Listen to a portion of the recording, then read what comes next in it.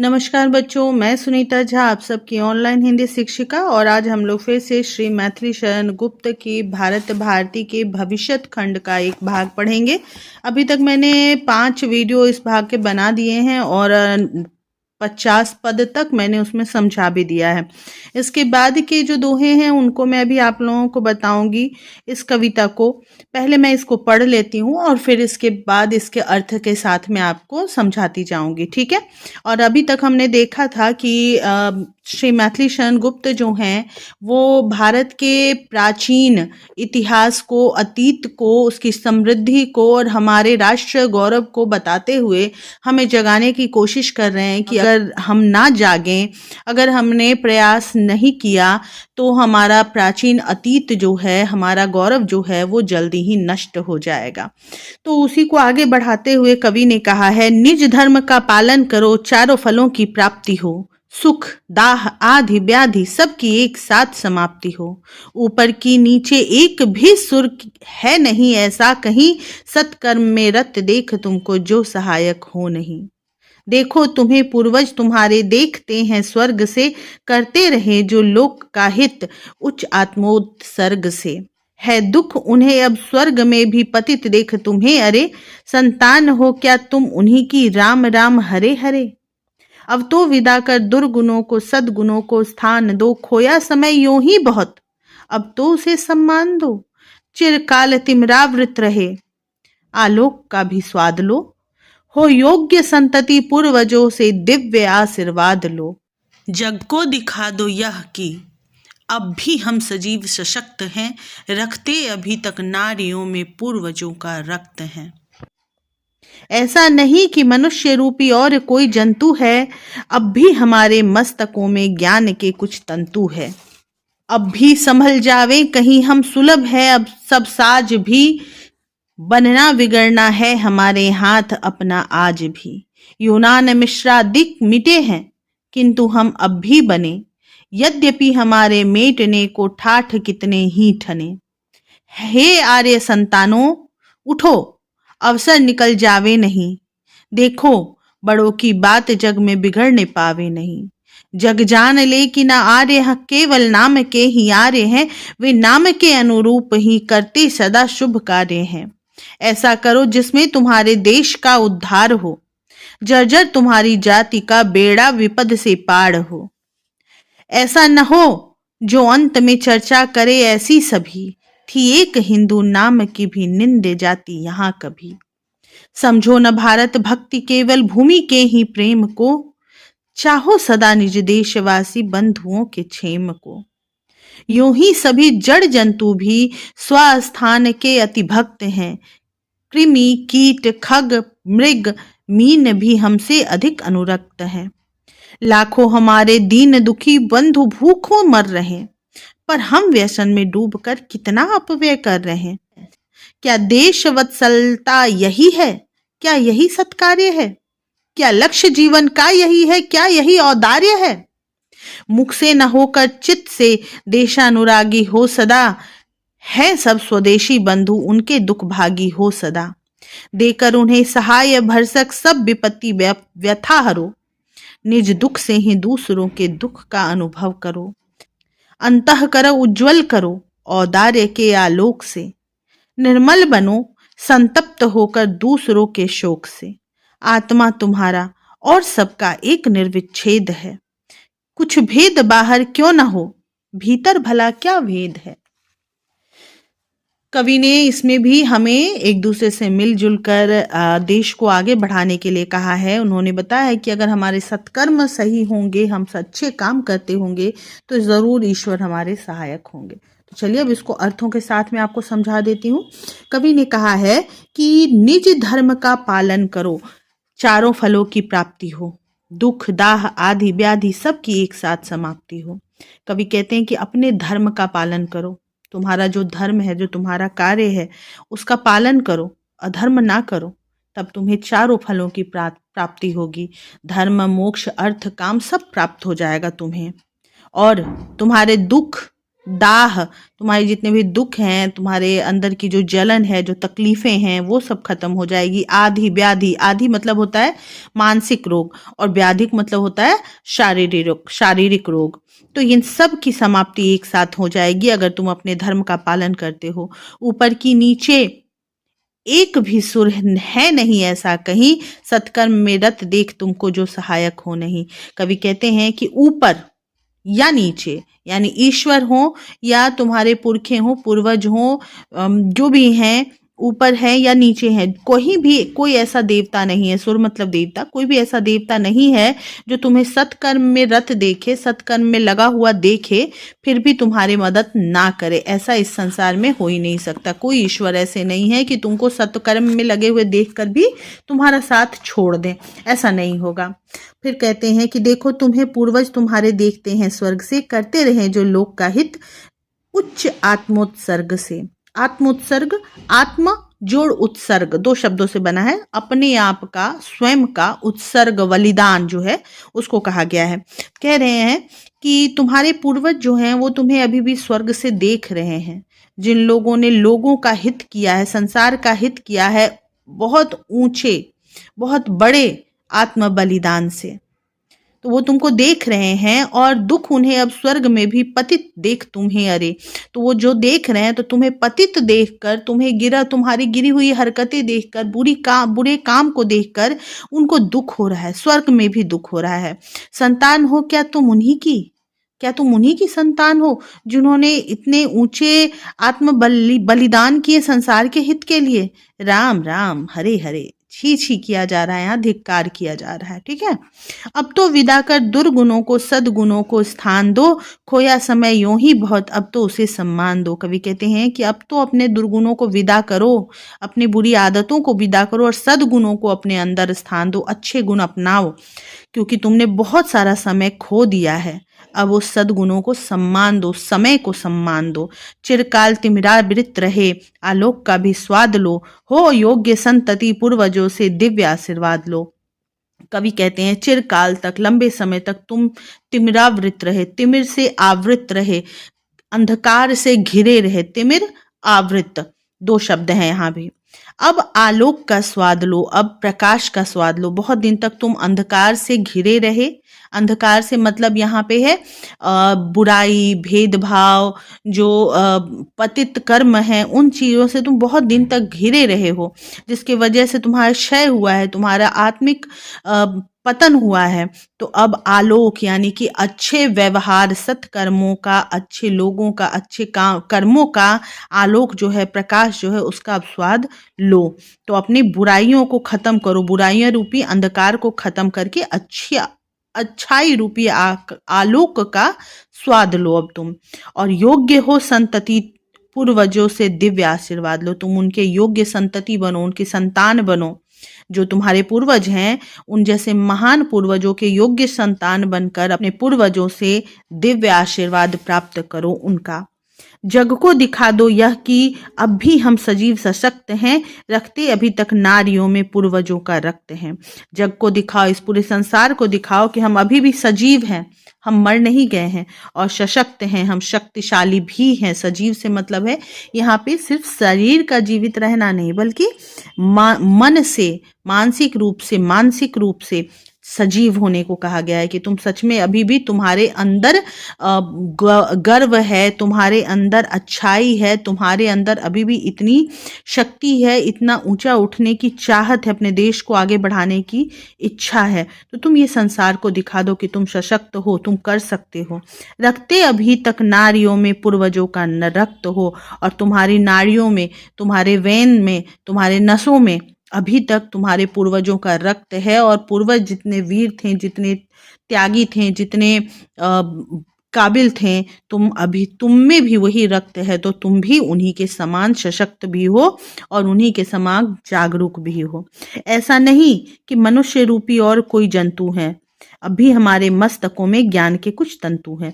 तो तुम ये जान लो कि मनुष्य के समान और कोई जंतु नहीं है। ऐसा नहीं कि मनुष्य रूपी और कोई जंतु है, ऐसा नहीं है कि मनुष्य के समान और कोई जंतु इस संसार में ईश्वर ने बनाया है, क्योंकि अभी भी हमारे मस्तक में, हमारे माथे में, हमारे दिमाग में ज्ञान के कुछ तंतु हैं। अब भी हमारे अंदर ज्ञान भरा हुआ है हमारे दिमाग में, इसलिए कोई भी जंतु हमारी बराबरी नहीं कर सकता। अब भी संभल जावे कहीं हम, सुलभ है सब साज भी, बनना बिगड़ना है हमारे हाथ अपना आज भी।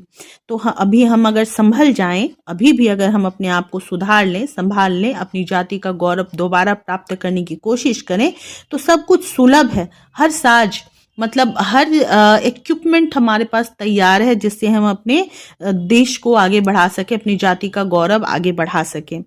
बनना बिगड़ना है हमारे हाथ, क्योंकि हम अभी भी चाहें तो अपने आप को बना भी सकते हैं और बिगाड़ भी सकते हैं। आज के भी समय में हमारे ही हाथ में है ये सब, कि हम बने या बिगड़ जाएं, हम अपने देश को संवारें या उसको नष्ट कर दें, तो ये हमारे हाथ में है। कवि कहते हैं, यूनान मिश्रादिक मिटे हैं किंतु हम अब भी बने, यद्यपि हमारे मेटने को ठाठ कितने ही ठने।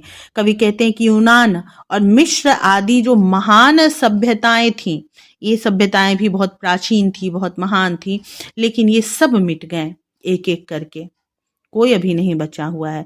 किंतु हम अभी तक बने हुए हैं। जो हिंदू जाति है, जो सनातन धर्म है, जो ये देश है, ये सभ्यता अभी तक बनी हुई है।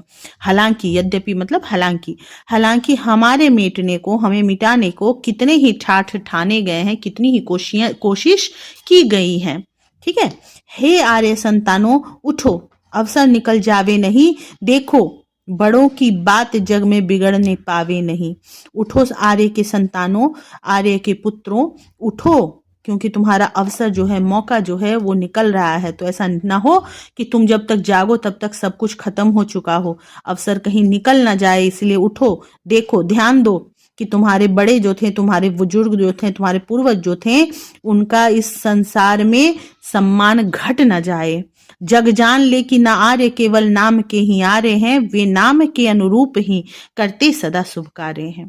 तो ये तुम संसार को बता दो कि आर्य केवल सिर्फ नाम के आर्य नहीं है, बल्कि वो अपने नाम के अनुरूप ही, जैसा आर्य को हमेशा से सम्मानित किया गया है, माना गया है कि आर्य सच्चाई, धर्म और अपनी जाति का मान रखते आए हैं, तो तुम उन्हीं के समान हो। आर्य जो हैं, तुम आर्य के नाम के अनुरूप ही अपना काम करते हैं और सदा शुभ कार्य करते हैं, बुरे कार्य नहीं करते हैं। तो जाग जाओ और संसार को बता दो कि तुम सिर्फ नाम के आर्य नहीं हो, तुम्हारे कर्म भी आर्यों के समान ही हैं। ऐसा करो जिसमें तुम्हारे देश का उद्धार हो, जर्जर तुम्हारी जाति का बेड़ा विपद से पार हो। बेड़ा मतलब नाव, विपद मतलब विपत्ति, दुख। तो कवि कह रहे हैं कि तुमको ऐसा काम करना चाहिए जिससे तुम्हारे देश का उद्धार हो, तुम्हारा देश का बेड़ा पार हो जाए विपत्ति से, दुख से। तुम्हारी जाति का जो जर्जर हो चुकी है, मतलब जो बहुत बुरी परिस्थिति में है, जो बहुत नीचे गिर चुकी है, उस जाति का बेड़ा जो है विपत्ति से तुम पार कर दो। ऐसे कर्म करो। ऐसा न हो जो अंत में चर्चा करे, ऐसी सभी थी एक हिंदू नाम की भी, निंद्य जाति यहाँ कभी। ऐसा समय ना हो जाए, तुम्हें अभी जागना होगा, अभी अपने देश का उद्धार करना होगा अपने कर्मों से। कहीं ऐसा ना हो जाए कि एक समय ऐसा आए कि सब सिर्फ चर्चा करे, तुम लोगों का अस्तित्व ना बचा रहे, सारा अस्तित्व खत्म ही हो जाए और सिर्फ चर्चा की जाए कि यहाँ पे हिंदू नाम की एक निंद्य जाति थी जिसकी निंदा की जा सकती है। ऐसी जाति जिसने अपने कर्मों से अपनी जाति का नाश कर दिया, नष्ट कर दिया। तो ऐसा ना हो, इसलिए अभी जागो और अपने देश का उद्धार करो, अपने कर्मों को ऊंचा उठाओ। सिर्फ चर्चा लायक बचे ना रह जाओ, तुम्हारी सभ्यता का अंत ना हो जाए। ऐसा कवि समझा रहे हैं। फिर कहते हैं, समझो ना भारत भक्ति केवल भूमि के ही प्रेम को, चाहो सदा निज देशवासी बंधुओं के क्षेम को। कवि कहते हैं कि भारत भक्ति सिर्फ भूमि का प्रेम नहीं है, तुम सिर्फ जमीन से प्रेम करो, ऐसी भक्ति को भारत भक्ति नहीं समझा जाना चाहिए। भारत भक्ति मतलब निज देशवासी, अपने देशवासियों के प्रति, अपने बंधुओं के प्रति, उनकी कुशल और क्षेम के प्रति इच्छा बनी रहनी चाहिए। चाहो सदा निज देशवासी बंधुओं के क्षेम को। क्षेम मतलब कुशलता। तो अपने देशवासियों के कुशलता के बारे में इच्छा रखो, चाह रखो कि वो लोग सब सुखी रहें, कुशल रहें। सिर्फ देश की जमीन से प्रेम देश प्रेम नहीं है, बल्कि देशवासियों से प्रेम देश प्रेम कहलाता है। यूं तो सभी जड़ जंतु भी स्वस्थान के अति भक्त हैं। कृमि कीट खग मृग मीन भी हमसे अधिक अनुरक्त हैं।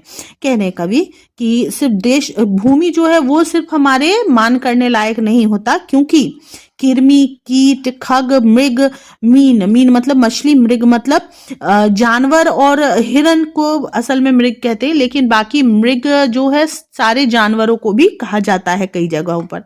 खग मतलब पक्षी, कीट मतलब कीड़े पतंगे, और कृमि मतलब कीटाणु जो होते हैं उन सबको कहा गया।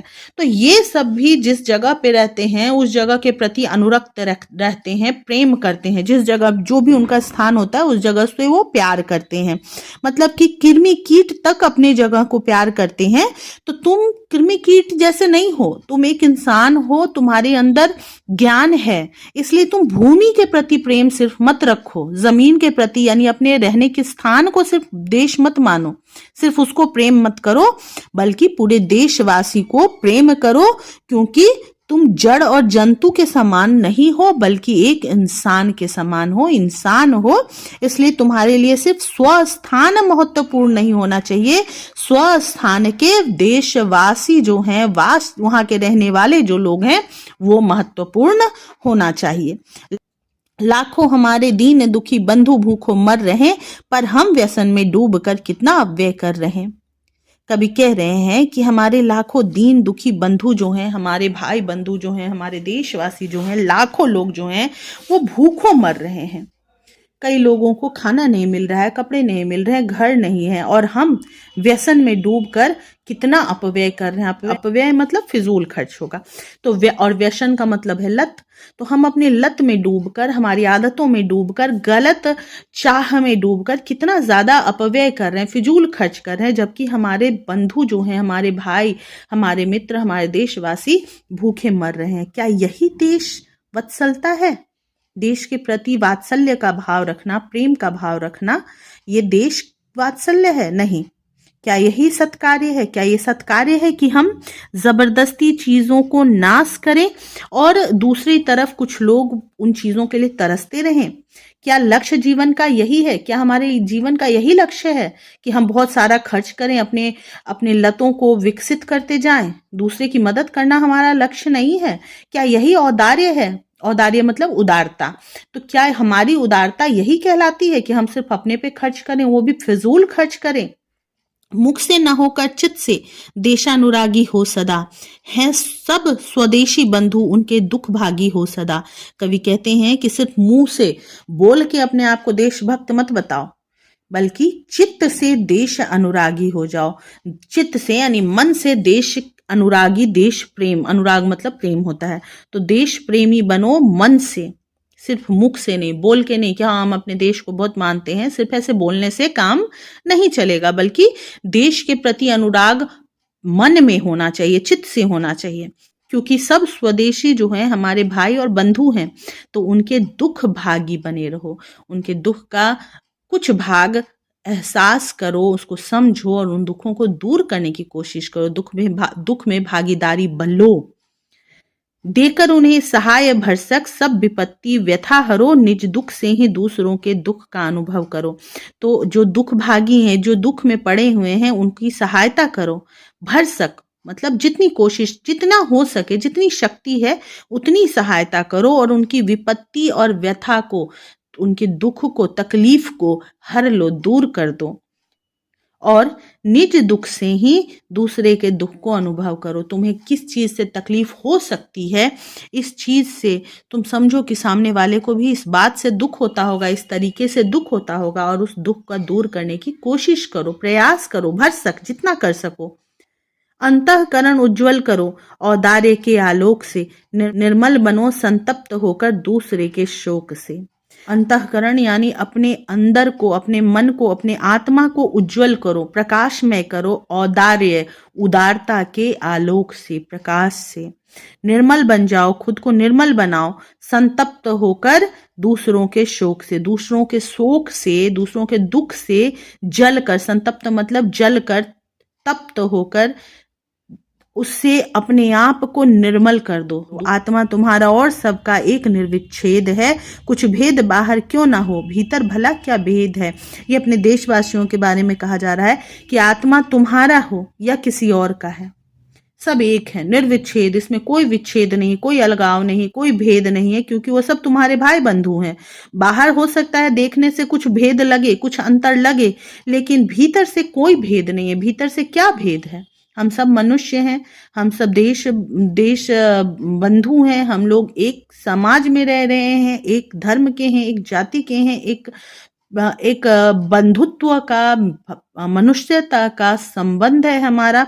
तो हमारे अंदर से कोई भेद नहीं है, हम सबके अंदर एक ही तरह की भावनाएं हैं, सुख हैं, दुख हैं। कोई एक ही चीज से मुझे अगर तकलीफ होती है तो दूसरे को भी तकलीफ हो सकती है। तो हमारे अंदर से कोई अंतर नहीं है, सबकी आत्मा एक समान होती है, तो कोई भेद नहीं है। इसीलिए सबके प्रति प्रेम और दया का भाव रखो, उदारता का भाव रखो, त्याग करो स्वयं को और अपने देश को उन्नत उठाओ, उसका मान बढ़ाओ। बच्चों, मुझे लगता है कि यहाँ तक आप लोगों को समझ में आ गया होगा, तो इसके आगे अगली वीडियो में मैं आपको बताती हूँ। ठीक है, तो फिलहाल इस वीडियो को मैं यहीं पे समाप्त करती हूँ। अगर आपको समझ में आ गया हो तो लाइक और शेयर ज़रूर कीजिएगा इस वीडियो को, और कोई और कविता हो या कोई और टॉपिक हो आपको समझने के लिए, तो चूंकि मेरे पास सारे बुक नहीं होते हैं तो उसकी फ़ोटो के साथ मुझे भेज दीजिएगा, चाहे इस कमेंट में भेजें या फिर आप मेरे इंस्टाग्राम या फेसबुक आईडी पे भेज दें, क्योंकि मैं इंस्टाग्राम और फेसबुक आईडी भी इस वीडियो के डिस्क्रिप्शन बॉक्स में डाल दूंगी। फिलहाल बाय बाय, टेक केयर।